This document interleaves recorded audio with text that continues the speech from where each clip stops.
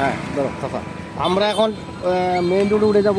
Main রোডে আশা করি main রোডে আমরা উঠে যাচ্ছি। চাচা দেখছো, এটা হলো মেইন রোড, বানুগাছ রোড। খুব সুন্দর একটা রাস্তা। এই যে আমরা মেইন রোডে উঠে গেছি। মেইন রোড, চা বাগানের ভিতর দিয়ে যে রাস্তাটা, যে শত শত সাইকেল যাচ্ছে, গাড়ি যাচ্ছে। আমরা ড্রাইভে আছি চাচাবাতিরা। আজকে অনেক দিন পরে একসাথে হলাম, তাই চলে আসলাম একটু বাইরে বিকালের আবহাওয়া। আমরা এখন আছি বানুগাছ রোড। খুব সুন্দর একটা দৃশ্য। এখানে নিরিবিলি পরিবেশ, রাস্তা, সূর্য, আলো, চা বাগান এবং বিকাল সমাগম হয়।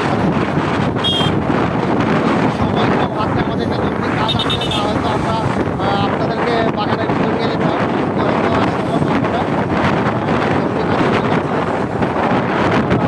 বাহিরে বাগানের ভিতরে বানুগাছ আপনারা দেখতেছেন, বানুগাছ।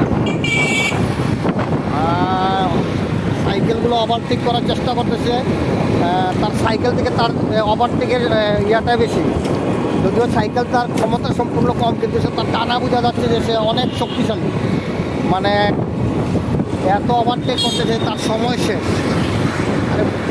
1 মিনিট 2 মিনিট পরে গেলে সমস্যাটা কি, সে 8টা-10টা গাড়ি ওভারটেক করে চলে গেছে। আমরা আছি বানুগাছ রোড। কিছুক্ষণের ভিতরে আমরা বৌদ্ধভূমির দিকে চলে আসবো। এইটা হলো বৌদ্ধভূমির সামনে চলে আসছি আমরা, হয়তো কিছুক্ষণের ভিতরে চলে আসবো। আপনারা দেখতেছেন আমরা বৌদ্ধভূমির সামনে চলে আসছি। এখানে অনেক টুরিস্ট আসছে, অনেক টুরিস্ট। প্রতিদিন প্রতি বৃহস্পতিবার, শুক্রবার, শনিবার হাজার হাজার টুরিস্ট শ্রীমঙ্গল আসে। যে আপনারা গাড়িগুলো দেখতেছেন, এগুলো সব টুরিস্ট বাস, সবাই আসে। এখন আপনি যদি এই রোডে যান তাহলে শত শত গাড়ি পাবেন, কিন্তু টুরিস্টের। আমরা কিছুক্ষণের জন্য হয়তো বৌদ্ধমধ্যে ঢুকে যাবো। বৌদ্ধমধ্যে ঢুকে চাচাবাতিতে একটা লাইভ করার চেষ্টা করবো ইনশাল্লাহ। দেখি সাইকেলটা কোথায় রাখা যায়, সাইকেলটা রাখার ব্যবস্থা করা যায় কি না। চাচা, সাইকেলটা সামনে রাখা ভালো হবে, রাখলে মনে হয়। সাইকেলটা কোথায় রাখা যায় আমার, সাইকেলটা এখানে রাখা যাবে কি না দেখি। যদি এখানে রাখা যায় সবচেয়ে বেস্ট হবে।